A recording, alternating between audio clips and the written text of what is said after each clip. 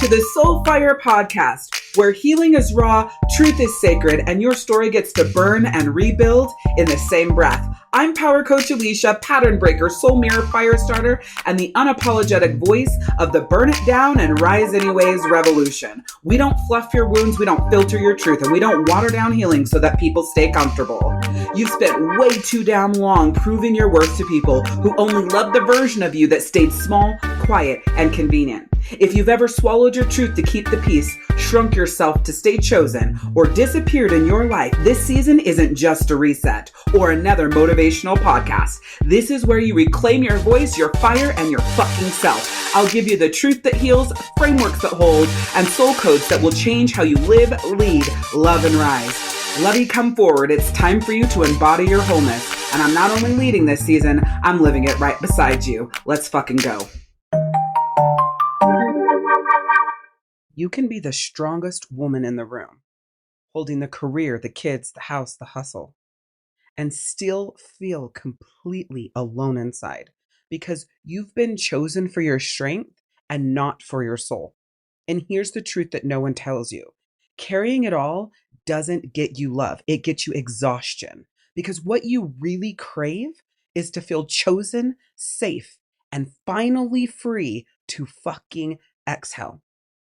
And today we're going to talk about why carrying it all will never get you the love that you crave.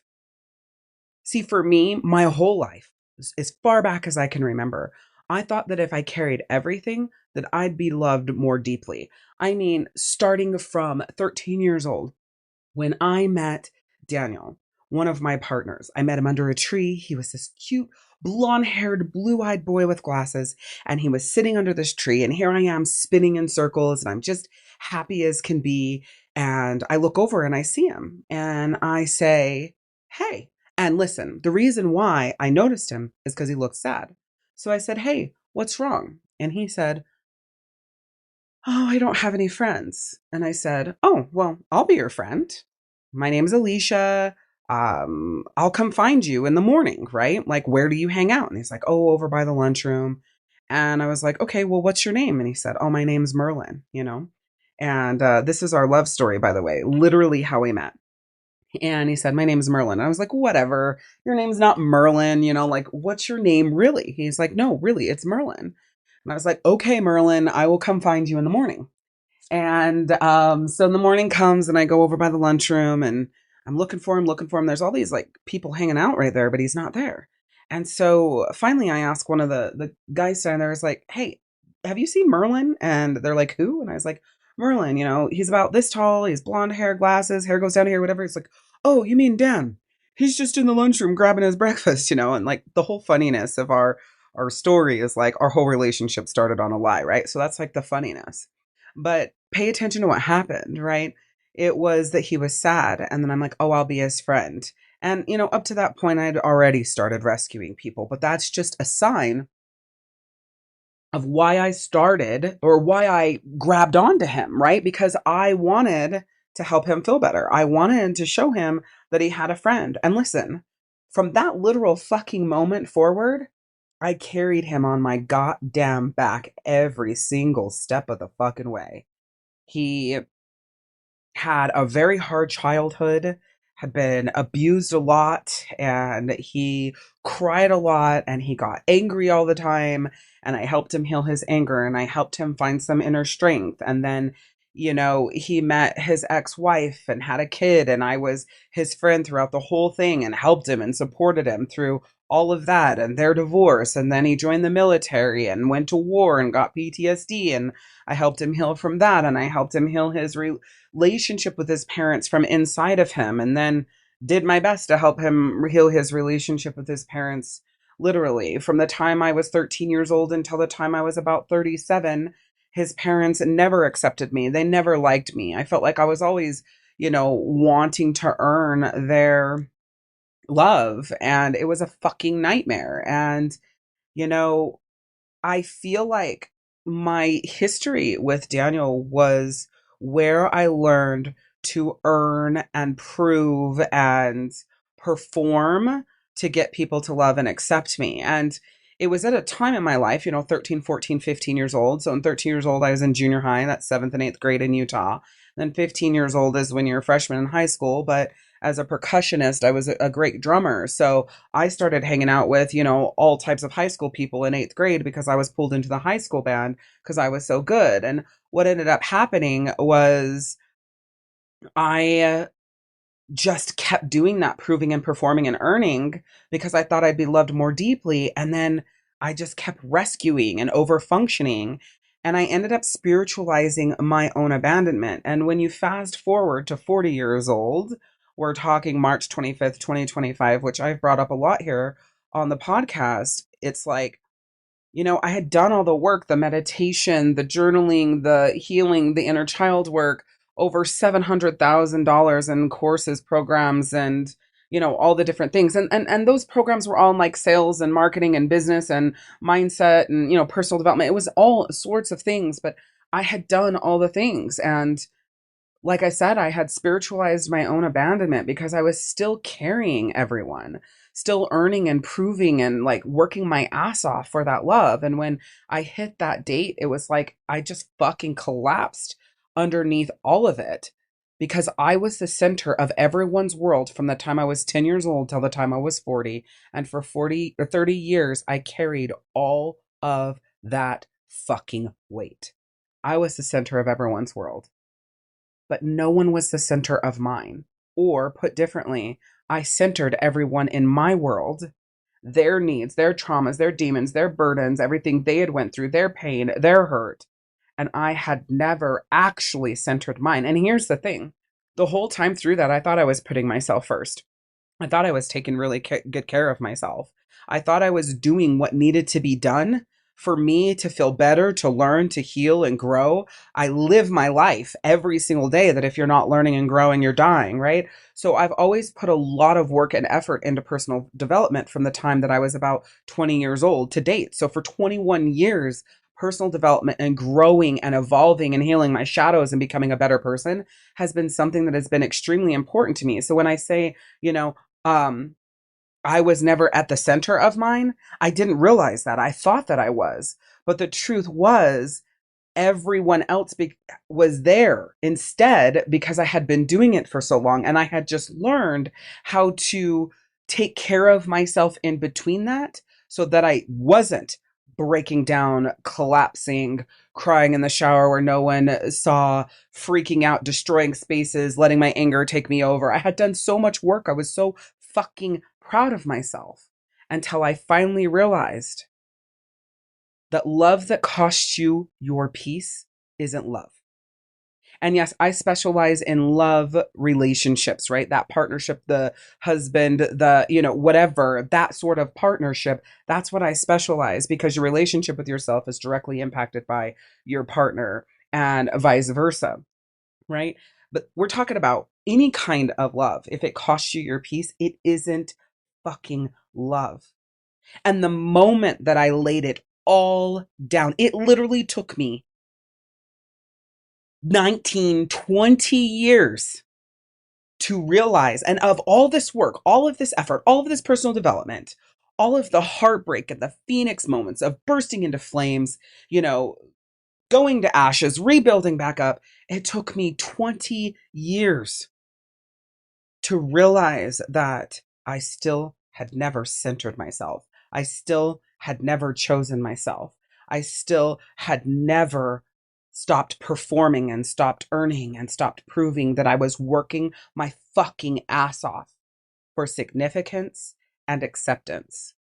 So 20 years of all of this work, 20 years of all this spiritual work, 20 years of the personal development, 20 years of all the effort that I made. I taught all of these things to people for my whole life, basically.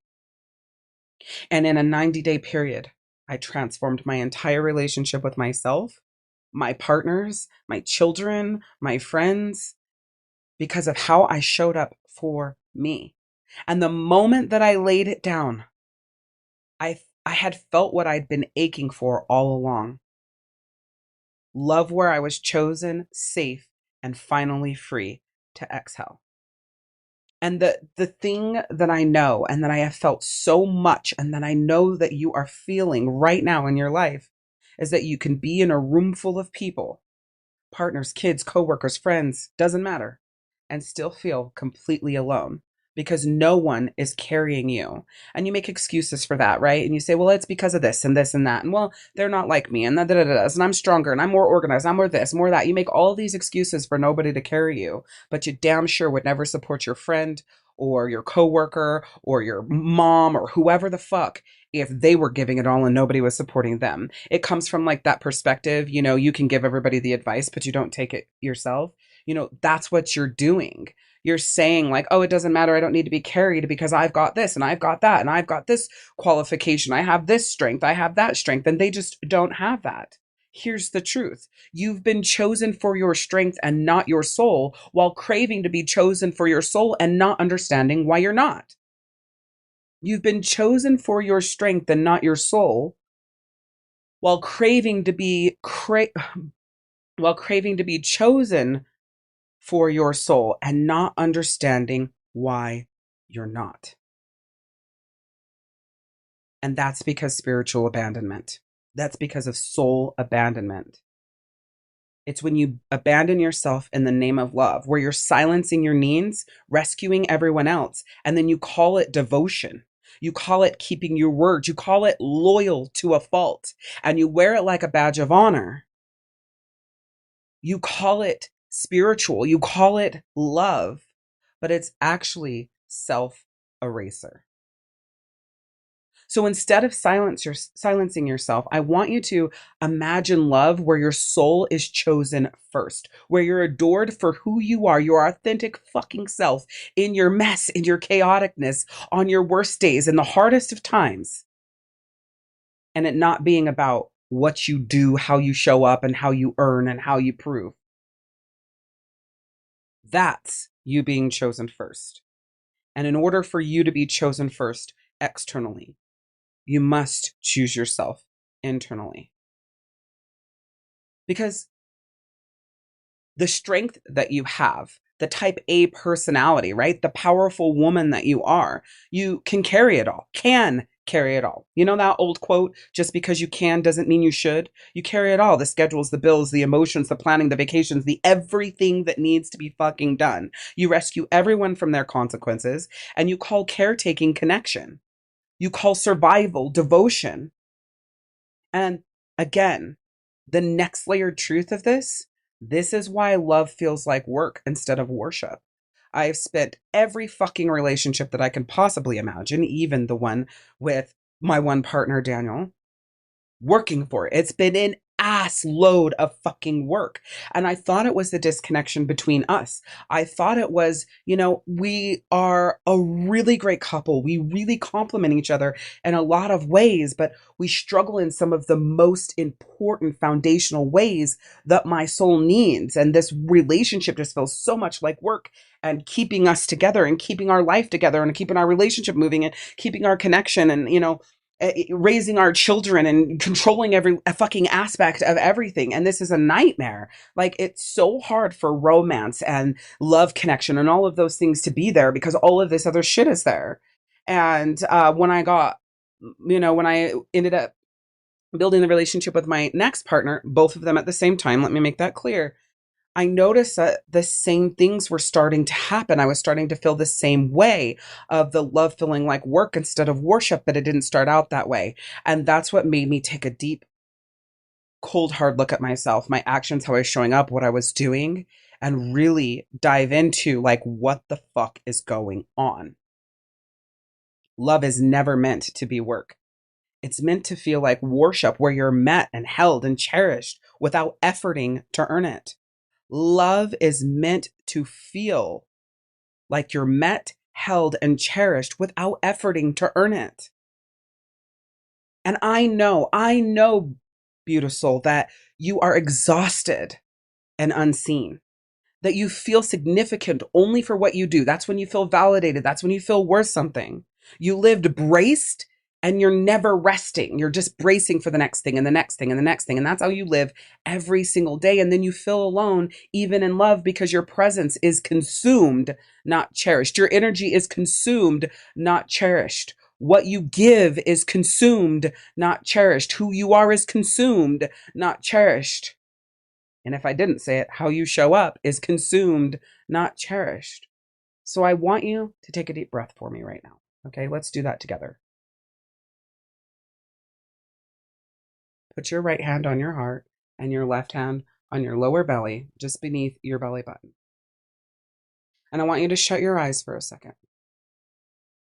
And imagine instead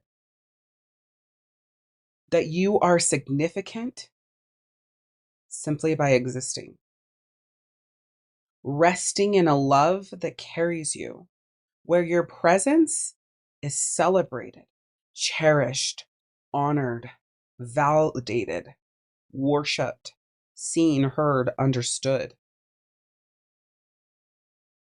Take that in for a second. What would that feel like for you? What would that do for you? What would that mean for you? How would that change how you show up for yourself?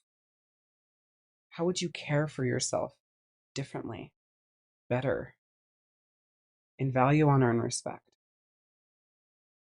You see, what you actually crave is to be chosen, safe, and fully seen, to be adored without having to earn it, to soften, to exhale, to be held, to be in your femininity, the flow, the beauty, the nurture, the love, instead of your masculinity, the force, the hustle, the pressure, the pushing, right? We are talking about the love where you're fully chosen, deeply safe, and finally free to fucking exhale. Feel free to open your eyes now if you haven't already. Now, inside my queendom, we call the deepest layer of this work the naked truth, right? Stripping it all back, taking it all off, just being naked in your soul and getting to the foundational truth of you. So the naked truth is the inner chamber of the Queen's Temple, and the Queen's Temple houses everything that I do here. You are the queen, right? And I'm teaching you how to build your own temple, and I'm showing you how to do that being inside the safe space temple that I have created for you. Inside of the temple here, there is all of these things that I'm pouring into the container. And that's peace, love, protection, safe space, understanding, connection, value, honor, and respect, and making sure that you feel seen, heard, and understood, because I am you. I have lived where you are. I have felt the way you feel. I have cried for myself and grieved for myself. I have felt alone. I used to always describe it like being on a pool floaty in the middle of the ocean during a hurricane where no one's coming to save me. None of those rescue helicopters. It's like nobody even knows I'm fucking there because they don't even see me. And the other day, I said this during an event that I had at my house, and a lady blurted out, and it's like, I don't even know if I want somebody to come and save me. Maybe I just want to be out there and drown. You know, she said, I've had those days, I've had those times, I've had those moments. And of course, I made it through it. And I thought, yes, girlfriend. I said, yes, girlfriend. I feel you. I have been there. So inside the naked truth, you're going to be fully chosen for your soul and celebrated for all of who you are. You'll feel safe in love that holds you, carries you, and rises with you, exhaling into connection that feels steady, grounded, and true. Not because of your fight, not because of the work, not because of the effort, not because of your contortion, not because of your control, not because of your manipulation, not because of your effort, not because of your strength. You just get to exhale into that connection, where you can experience intimacy that is deep, electric, and sacred, tantric, at levels you could have never imagined, even if that intimacy has been pretty good. You'll be met with consistent presence and devotion that you can trust, Live in a partnership where your feminine fire is cherished and it ignites his strength, his masculine, his beauty, his power, his crave to worship you, that primal instinct where you feel seen, adored, and pursued. Again, not for what you do, but for who the fuck you are. And so that you can build a love that feels like home, where you're chosen, safe, and fucking free. It's literally about stepping into love where your soul thrives instead of survives. Here's the thing though. You don't start in the chamber, right? You start at the door. And the doorway is your exhale. Now, I have an exhale call, okay? This is a customized 20-minute session, and it's designed and customized just for you to meet you exactly where you are with what you're carrying, okay? And in this call, you're going to learn how to lay down the weight that isn't yours to carry so that you can stop saving people from the lessons that they need to live and start receiving the love where you feel chosen and safe. And again, finally free to fucking exhale. Like, when was the last time, Beautisoul, that you exhaled? From this call, you're going to leave with your first breath of relief. You're going to feel the path open towards the kind of love that you've always craved, but you've never believed was possible, and you never allowed yourself to receive. That's what this call is about. It's my gift to you. It's literally 20 minutes of soul power. So if you got here and you haven't booked your call yet, this is your sign. Go right fucking now and book your spot. Step through this doorway into a love that finally carries you. And if you've already booked your call and that's how you got here, then I am so freaking excited to talk to you. And I want you to know, love, that your exhale is coming because, Queen, you deserve it. So click below and book your call if you haven't already. And if you've already booked it, just know your exhale is coming. This is like a pre-exhale here. This is just a preview to what's to come.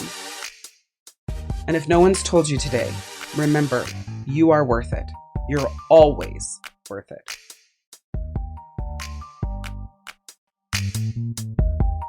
Embody this. Choose yourself so completely that nobody gets to question your worth again.